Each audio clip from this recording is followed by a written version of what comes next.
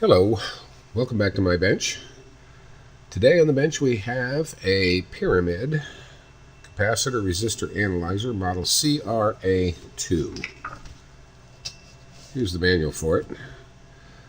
I couldn't find this anywhere online, so I ended up buying it. It's very nicely done. They did a good job on it. It's got everything in it. How to use this thing, and it's got the schematic. Yay!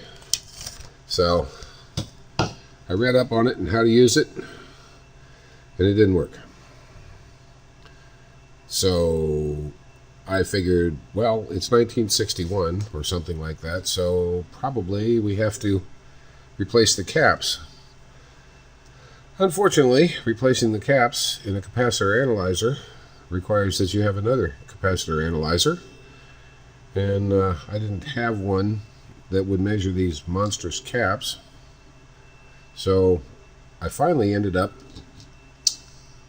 watching Mr. Carlson's lab, and he developed this little guy, which I just sort of slapped together on a board, which will do a very good job of measuring caps. If you want to see how to do that,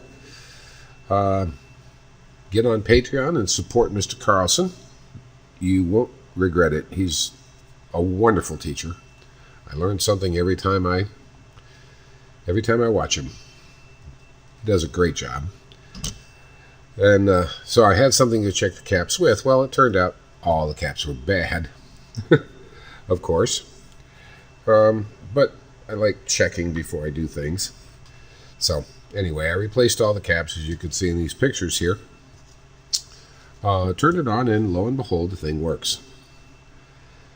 So now we're going to explain how it works. The main functions on it are the electrolytic leakage test over here. In order to do that, what you do is you set your voltage for whatever your capacitor is going to be. Like, let's say this is a 20 microfarad at 450 volts. This came out of here. So what you do is you turn this up to your voltage. This one goes up to 600. You set it for about 450, or as close as you can. It's not critical. It's about 450. Hook up your leads and push this button over here. Whoops, put this on 50 mils. This thing measures 50 milliamp current leakage. So at whatever voltage you've got it set for. So that's on 50 mils, and what we're looking for is to see what this meter does here, this needle. And the higher it goes, the worse it is. So here we go. It charged up, and it's starting to drop. It's not dropping very far. You can see on the 50 milliamp range, it is about 10, 15 milliamps. If I hit this button down here, it gives me a 5 milliamp range, and it'll peg it. So this thing's leaking about 15 milliamps at its rated voltage.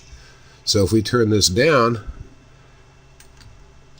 to where it doesn't leak anymore, which is right about there, find out our voltage at 300 volts. So at 300 volts, it doesn't leak. So this 450 volt cap is bad. Hit the discharge. Okay, so that shows me that this cap is bad. It's leaking, which we would expect from something back in 1961. It's interesting. Pyramid used their own caps. Pyramid was a capacitor maker, a big one, and they used their own caps in here, which makes sense. So anyway, that's how that works for capacitor checkers on electrolytics. Now, we want to measure these guys too. This is a 0.02 at 600 volts. We don't check that on electrolytic checking because it's not the same. We check that on insulation test. This has insulation test of 1 meg and 100 meg, or 10 meg times 10. So the way you do this is everything's off. You set your meter for full scale. You take your capacitor, you hook it up to your leads like that, and you push this button. Now, what's going to happen with this one is we want to see how much leakage there is. That's on this top scale up here. We're on the 1 meg range. So when I push this, capacitor charges. See how long it took? It just zoop, up it went. And it's showing me about, let's say, 1, 2, 3, almost 400 megs, or 400 megs of leakage. If I go to the times 10 scale, that'll drop it down, and yeah, right there, about 400 megs. So the leakage in this capacitor is about 400 megs. Well, let's see what this looks like on a good cap, a new one. Here's a new one. It's a 0.22, yeah, 223, so it's a 0.022, not 22, I mean 0.022. So we hook our cap up here, and we hit, and this is a 600 volt, but we don't care about that. We're not checking the voltage on this, we're checking the leakage. So we hit our leakage, and watch the meter and what it does. We're on the 1 meg scale, and it went down, came right back up, and it's all the way over here, right where it was before. Let's put it on the 10 meg scale. It didn't even move, nothing. So there is no leakage in this capacitor. That's what you're supposed to see. I measured it. It's about 80 volts on here. So you got to be careful. Don't shock yourself. Let's take another one of the ones that came out of here, just for fun, and we'll check this again. You got to make sure you turn this off in between two, by the way. And 1 meg scale. See how long it took to actually charge? Same value, 0.02. And it's sitting up here at probably 500 megs now. Go back down here. No, it's about it's, yeah, wavering around a little bit, but it's definitely a bad cap. It's leaking. It wasn't doing what the other one was doing. So let's take another one here. Let's take this one. This is a 2 microfarad non-polarized or non-electrolytic. This came out of here too. This one is a Aerovox.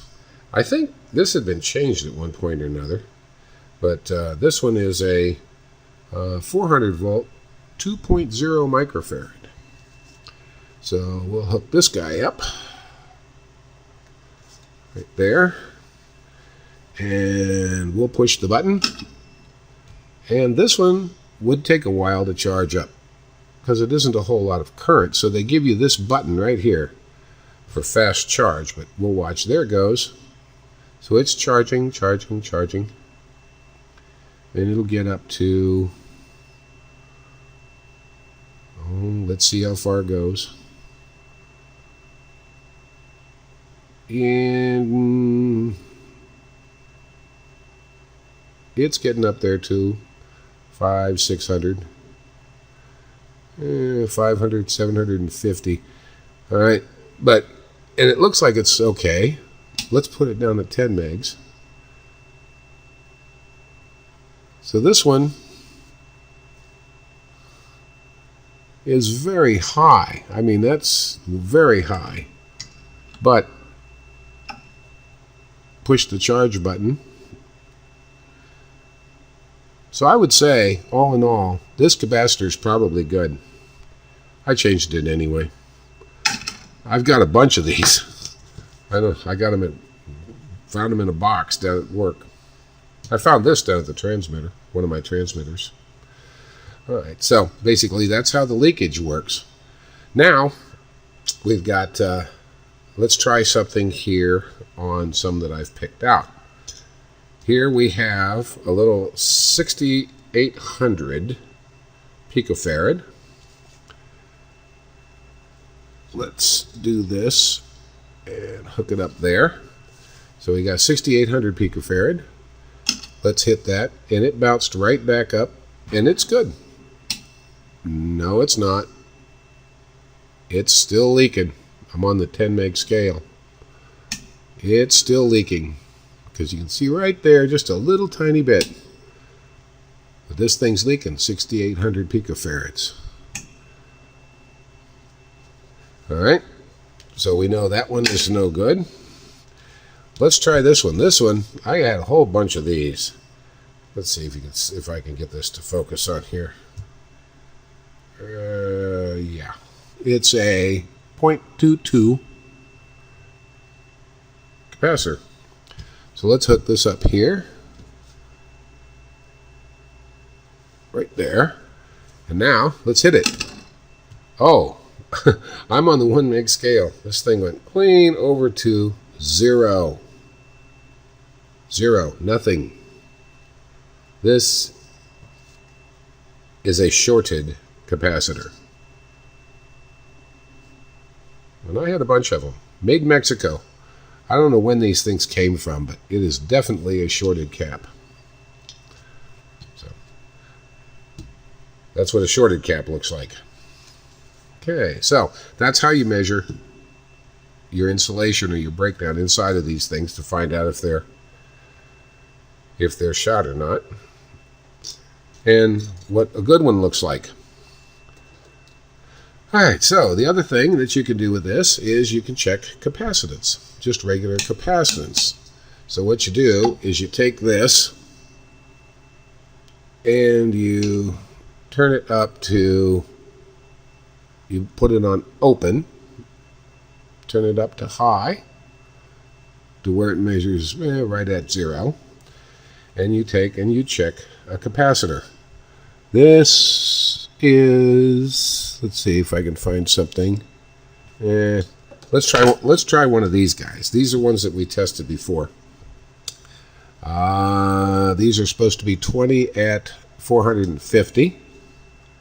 We'll measure this. We're on the ×1 scale.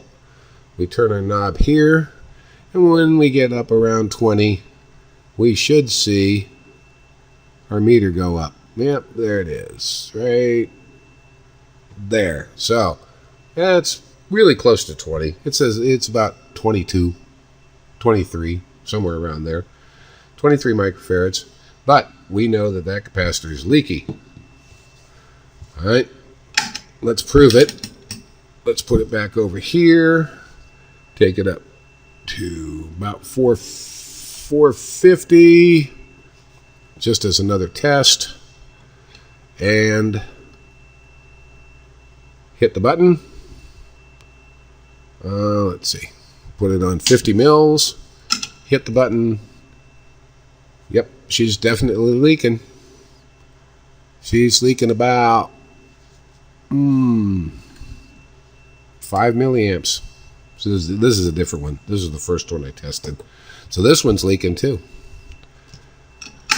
Turn it off. Hit the discharge. Okay. All right.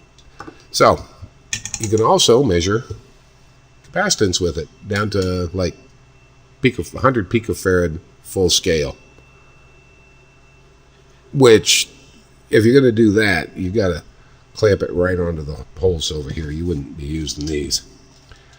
All right, another thing this will test is what's called power factor. Back in the old days, power factor was basically another word for leakage, or ESR, equivalent series resistance. Every capacitor has a series resistance of some sort, and it's supposed to be very, very high. And also a coil effect. It's just the way the capacitors are made. But the new ones, new capacitors, are supposed to be really low ESR, and old ones had a certain amount that they were allowed to go to. So we're going to find out what this one does. It took me a long time to find one that actually worked. So this one is a 500 microfarad at 6 volts. So we'll put this on high cap, turn my power factor down, turn this up to there, hook this up to negative, this up to positive, turn this to where it says it's good, and right now it's saying about 500 and I don't know, 600 almost. As an actual meter for reading the value, this thing ain't all that great. But now we're going to turn the power factor up. Now watch the meter. As I turn the power factor button up, the meter goes up, and then I readjust this, and there. So if we look, our power factor is at 10. They say that if a power factor is over 20, throw the capacitor away. Well, this power factor in today's stuff, maybe not so much, because if you read this with an ESR meter, this thing's got about 0.5 ohms of resistance. In the old days, that was considered fine. I mean, there is a chart you can go to.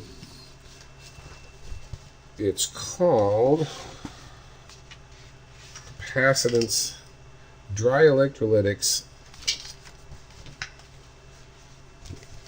Right there.